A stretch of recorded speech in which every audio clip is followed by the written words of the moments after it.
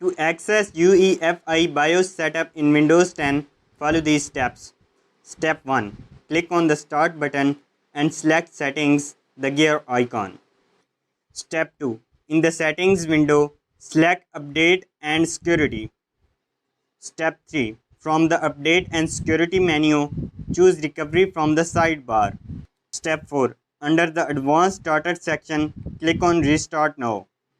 Step 5.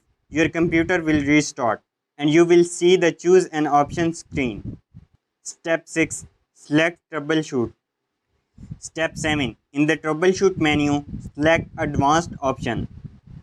Step 8. Click on UEFI firmware settings or UEFI BIOS settings. Step 9.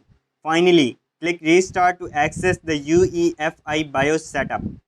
Please note that the exact wording and steps might slightly vary depending on your specific computer model and manufacturer.